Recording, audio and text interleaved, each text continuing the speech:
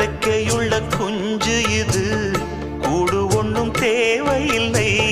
புத்தியுள்ள பிள்ளை இது, கெட்டு நிக்க போவதில்லை. தாயொருத்தி இருந்தா ஒரு தந்தை உண்டு கேளம்மா. தந்தை ஒண்ணு இருந்தா பெத்த பாட்டி இன்றி போகுமா? தெருவோரம் கிடந்தும் அனாதை இல்லை. உறவென்னை வெறுத்தால் தினம் தருவேன் தொல்லை.